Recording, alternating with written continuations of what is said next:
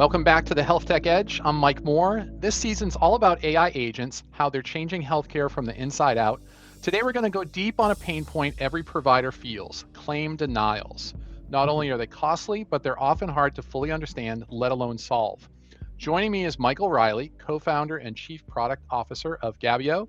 His team is building AI tools to identify, prevent, and even reverse denials using real data, not guesses. Michael, welcome to the show. Yeah, thank you, Michael. Happy to be here. Very excited about this. Yeah, this is great. I'm looking forward to getting into the conversation. So maybe let's start with your background. How did you end up at Gabeo? Well, long story short, I was a software engineer for many years. And then about 15 years ago, I guess, I applied and was accepted into a startup accelerator. That led to me co-founding my first startup, Post. Since then, I've had 3 successful exits. This is now my 4th co-founder role. And, B2B AI software is kind of what I've been doing these last 15 plus years. And so, yeah, I met Diego, the CEO of Gabeo AI, and we just hit it off. We knew from the very beginning that we were at least going to be friends, and really just kind of the positive energy we're bringing in the space. We have a kick-ass team that's really just dominating in AI, and so just excited about everything we're doing and the progress we're making. We have some really large customers that are very happy about the ROI they're getting, because we really, I think, figured out how to actually apply this hard data science and AI in ways that work with our own technology. We're not just leveraging, other tools or something. No, we build it all 100% in-house, and so it's really cool and exciting company to be working with. So that I think is interesting that you've got this ability, right? Like your role harnessing the technology and kind of using its power to solve problems. I know from speaking with Diego, he has a medical background, right? So you're kind of in this healthcare space, can kind of point this big, set of resources, this powerful technology at kind of any problem that exists in healthcare. So why did you, at least initially here, choose to focus on denials as the area and kind of that initial use case for the company? Yeah, no, it really just came from product discovery, talking with our customers in the space. There are a lot of, crowded, markets here with this type of technology, a lot of like RCM. And so we found that with denials, though, we found a gap. It was really what we identified in our research. And it was just an easy way to get in. We found a way without integrations that we can come in and get a huge amount of ROI in this area of denials. And we feel it's just overlooked because of the amount of ROI. We're looking at 10x to 40x ROI return in this area, but stuff that, revenue that they just basically were going to write off. And so it really just kind of going, where the value is. And it led us to this. And we found it a great way to get in the door with some of these like, big multi-billion-dollar healthcare providers that, have very difficult things. And so for us to get in there and do this, we had to prove ourselves. So we have case studies now showing this ROI, and we just found it a great way to start the conversation. And we have plans to offer a range of other software as well based on agentic AI. And, again, following the data, following the value, and just going where our customers, want us to go, basically. Yeah, I think that's interesting. And, a lot in this season, we've talked about applied AI in healthcare. So making it real, making it happen. There's obviously this stuff of kind of predicting the future and what might things look like 10, 20 years from now, and how is AI changing the future of, everything, right? Not just healthcare. But what I like about your focus already is you're looking at a use case that is problematic, that's painful and hard to approach, and helping customers with something that maybe they thought, again, it was a write-off, right? So it's kind of impossible. So like anything is good, right? Like any progress you can make, but as you said, you're making some real impact. So it's a great starter use case for people because the risk is relatively low, right? We are already going to write it off. So why not go ahead and give it a shot if you guys can do something with it? And I'm sure you're building up those case studies as you go. Yeah, the C-suite loves it because it's the bottom line to them. It's like millions of dollars minimum and free money. And then the other teams, the people working on these claims, makes them look good. Because really what we're doing is we're not trying to replace the people doing this. We're just augmenting them. We're helping them find the insights. And, we offer them the choice. Either we can automate, some of the work for you and kind of do it. Or you can, can show you how to do it yourself with your team. But either way, it's stuff that just is not getting done. That's the thing. It's new solutions in this space that they didn't have. The human beings are unable to do this level of data, of management. So what we're doing is really exciting in that way. Everyone loves us on kind of both sides, and we can prove it very, very quickly. Like I said, not having to do a multi-month integration. Within the first 30 days, we can tell you exactly how much money we can get for you on a regular basis. And again, it's like minimum of 10x. ROI in this space. So it's a pretty compelling sell. We're getting a lot of guesses. It's more than now, it's just for us, it's just kind of the bottleneck is just, reaching out and connecting with more of these people because it's something I think is just really needed in this space. Yeah, no, I think the opportunity here is vast, right? Because I think that when you break down the problems of healthcare in the United States specifically, and you look at the administrative waste, and there have been some articles that we always refer to. Journal of American Medical Association, I think, wrote a piece about the $500 billion of waste, right? The administrative overhead in healthcare, right? Like, so we say, when you compare us to healthcare systems around the world, in private versus public and all those kind of comparisons, but you look at the amount of money that's spent in the US healthcare system and then kind of the care outcomes that we drive versus other countries who spend less per person but drive greater outcomes in terms of health results. So there's a lot of variety, I think, in terms of how things go. Um, so what do you we kind of dig in? Let's talk a little bit more specifically about what the product actually does. Can you talk us through kind of, what does that initial 30 days look like and kind of how it all comes together? Yeah, so really, I mean, it starts with our team. We've got to know our customers, and our team really focus on data. Most of our data scientists, hard, deep AI, engineers. And so what we're doing is just looking at the data. That's where we always start. In that first 30 days, we just do an analysis. We just say to the company, give us all your data. And they have things that they just had no capability to execute on, the type of reporting. So we'll start with that, just kind of give an overview. Usually they're like, wow, we don't even charge for that. And they love it. It's a huge amount of value we can give them very quickly. Just a matter of, usually it's a few days, we get to, kind of get the credentials and figure out the format, some technicalities, but other than that, it's very, very fast. Within a few hours of actually getting the required data, we can provide that reports and adjust it based on the situation. And then again, tell them like what we foresee as being the recovered revenue. And oftentimes these companies, it's at least in the millions, that we can based on that data analysis and from our experience and doing the past. That's really our value. Like our team has been doing this for a while now and experts in this area. When some of the stuff is new, no other company is doing what we're doing. We're basically building like super agents. We have these agentic AI that have trained. We took the knowledge of like everyone that's like decades of experience in medical billing and put it into the AI and then trained it on this data. We built our own models from scratch. It's focused on this. We're not using some other general use, ChatGPT or no, this is all built in-house by our just amazing team. And then, yeah, it's like that. It's like you're having people come in there and give you insights into, there's just the things that no human being would ever be able to do. And that's kind of what we're offering them, again. So it's like a new tool for their toolkit that just leverages, data science to get this value. And so again, we're augmenting, kind of the human team members there and basically just making them look better because they can choose kind of how they want to interact with it. It's very flexible in that regard. And again, we can start doing it very, very quickly as well because of the lack of integration. So it sounds like a big piece of it is kind of the coding and the charge capture up front, right? It's that maybe these services are being performed, but it's not being captured and coded and submitted. Is that a piece of what you're doing, as well as kind of when claims are going in and they're getting denied for whatever reason?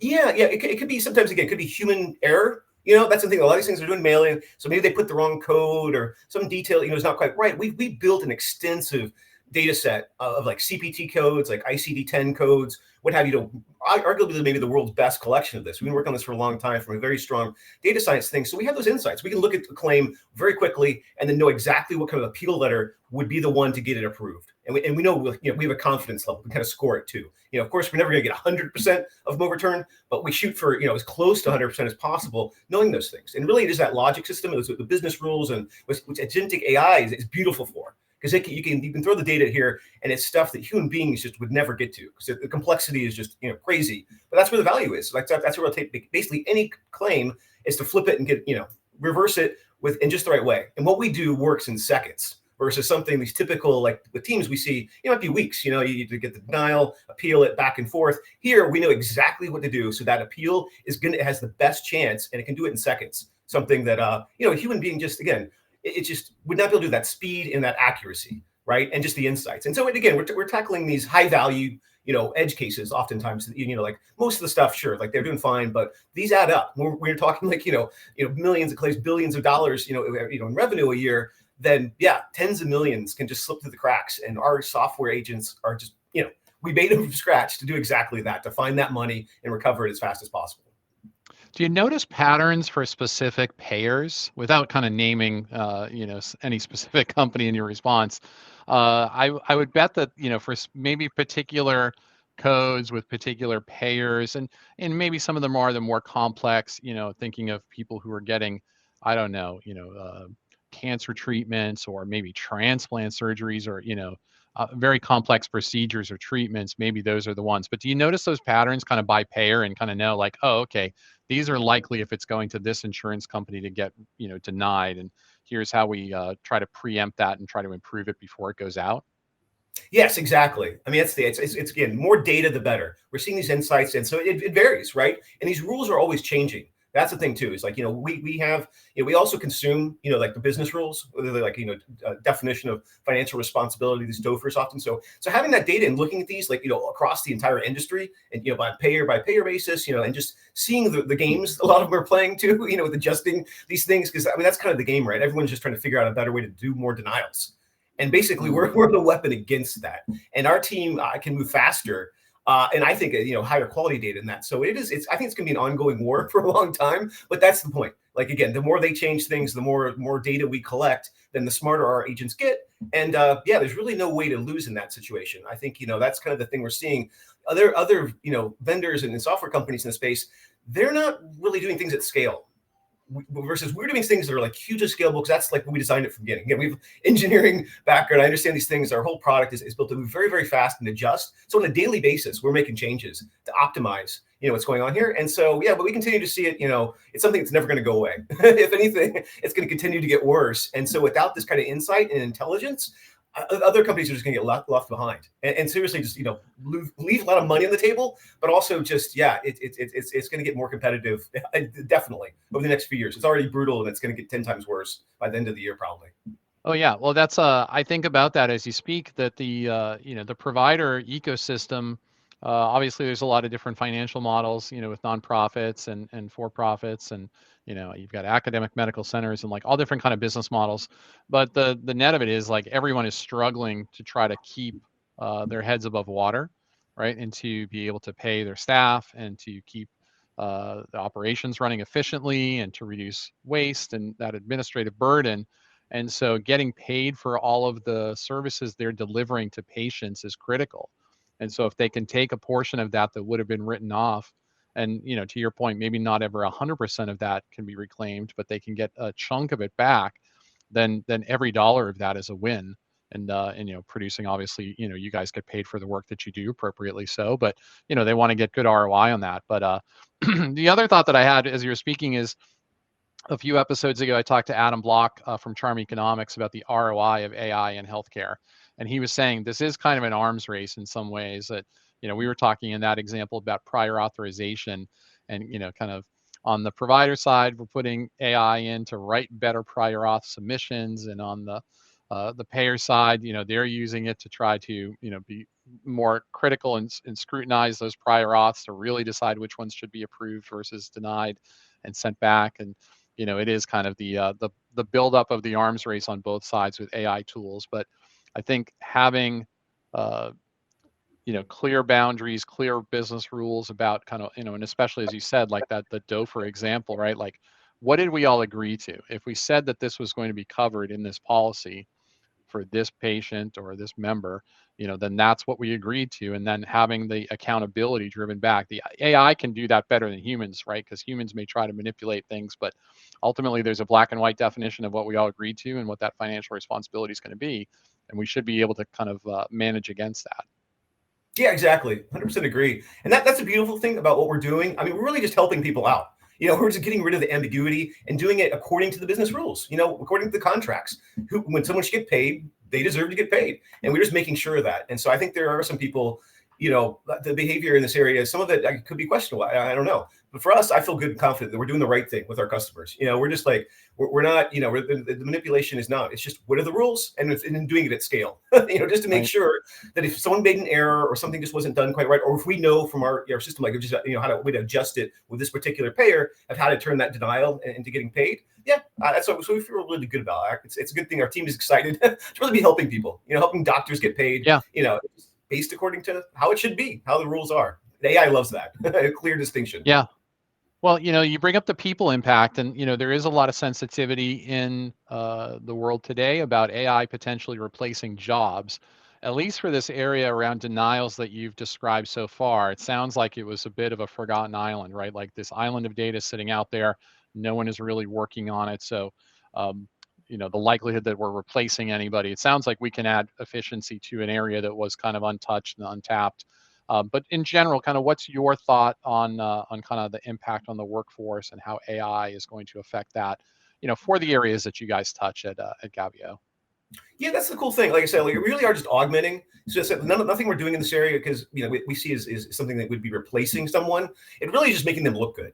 It gives visibility. We have better reporting too. We can kind of show like give them the insights they need to do their job better, right? Because that's our goal too. We focus a lot on education, and that's one thing too. We're helping people level up, their skill set because we bring a huge amount of domain knowledge to these people. We tell them, hey, here's ways you can do this yourself. So the stuff we don't want to touch, but we get these insights and we can teach them upstream how to prevent. If we do catch something, we can say, hey, here's an area that can be improved upon. If you'd like to do it, figure out internally. But it's not necessarily we're going to touch because we just we get lots of insights. So they love that. You go into the software. Our software is very easy to use. There's very little learning curve to it, and it gives them those insights, right? So they just go there and see, what is it I can do to make my job, look better? How do I get that promotion, a raise? Because we can visibly show them the best way to raise their numbers, whether in paid. And the C-suite loves that, especially like CFOs, because we come in here with this reporting and stuff that they had no clue about. They just had no visibility, and that's kind of the surprising thing with me is it's just how oftentimes these big players in the space really don't know what's going on with their data.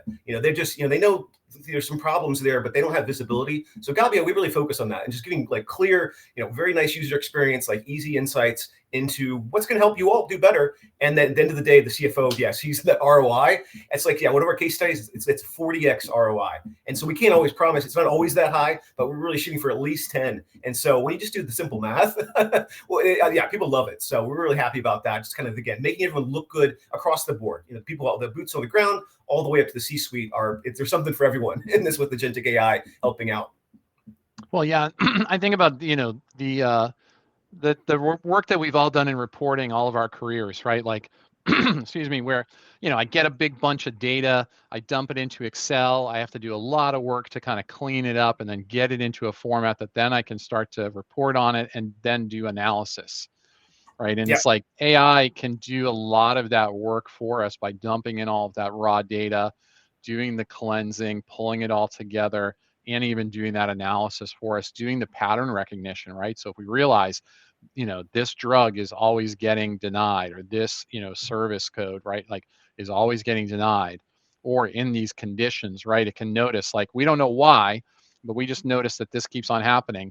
It can start to help us figure out those root causes, right, and kind of presenting that information back. So again, like humans can operate, I think, at a higher level of efficiency and better work. Like we talked in the clinical side of things about helping people operate at the top of their license, but for the administrative side of healthcare, we want to help those people operate at the top of their game as well.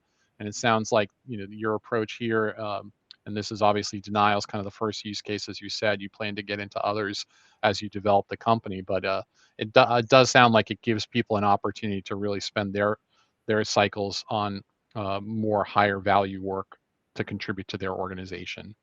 Exactly. Yeah, that's what we're always. I love talking with our customers to try to get that. Like, because what are the pain points? That's really what we're looking at. Like, what's the stuff in your job that you hate? What's that? What are those things? And usually that stuff that can be automated. So we look for those things, and then they can focus on the higher value. Because that's the thing. If they're spending hours doing this tedious work that AI can do in a few seconds, it just doesn't make any sense. And so again, they can focus. There's always other areas. There's never ending work that can be done. And so we're just maybe shifting the stuff. What do they actually like to work on? We do that. Like we really like. I think that's kind of a thing that I love about B2B software in general is people are having to use the software. It's their job to do these tools and use these various things. And so if we can come along and have something that makes their day better, that brightens it up, like, because I like our software to be light, it's very user friendly, and it helps them, and takes care of the heavy lifting that they were previously doing.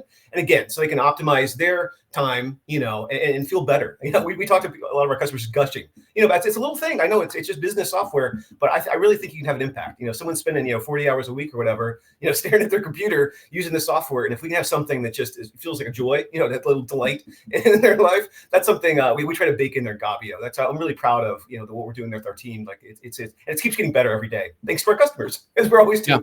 Asking our customers, how can we make this better? What would make your job better? What would make you happier?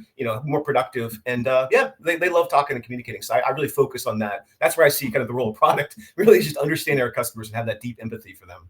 Yeah, and that's great. And I think, that's a good kind of segue into our closing here today. So, when you think about healthcare leaders and, kind of the power of the technology, I know many of them are working hard to understand what the opportunities are. So, what advice do you have for healthcare leaders, and especially about how they might think about the opportunities with AI in healthcare space? Well, I should be open, but also be careful.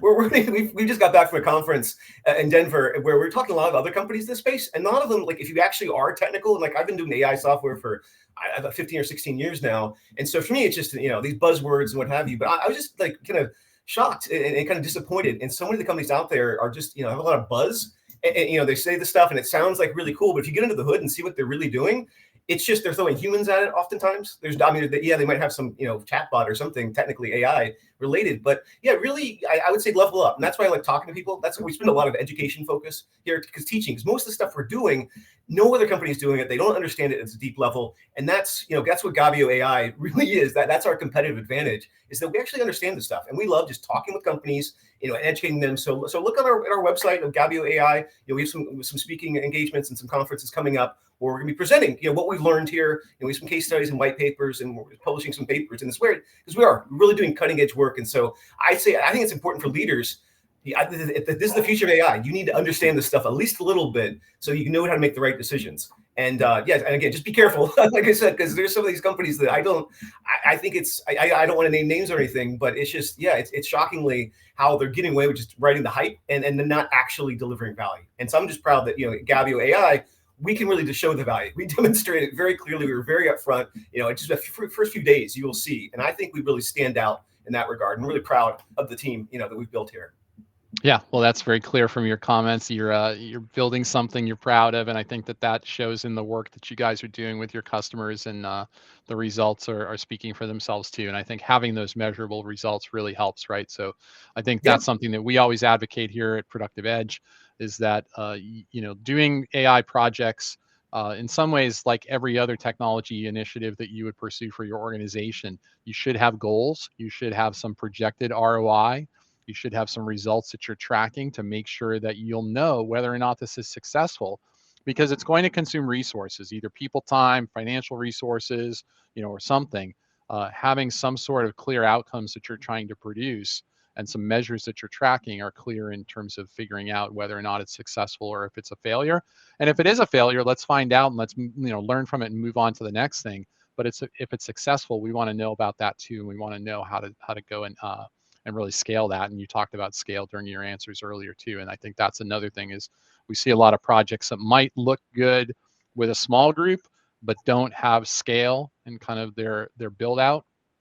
And that's another recipe for failure, unfortunately, in healthcare and in many industries, right? But we always have to think, okay, what if this works, right? How would we scale it, and how do we bring it to the rest of the organization and kind of take things further from there? So always good to think ahead and kind of plan. But and I think the other takeaway from what you just said is kind of surrounding yourself as a healthcare leader with um, those uh, those advisors who can give you the education piece, right? We'll kind of put it in terms that you can understand, that can relate it to your business, and then help you understand how you would execute around that. And I think, having a good kind of group of advisors around you who can understand your needs and put it in your terms is really important, again, for anything. But artificial intelligence, I feel like the pace and the pressure around it is so much greater than really anything that I've seen in my 30 years in tech.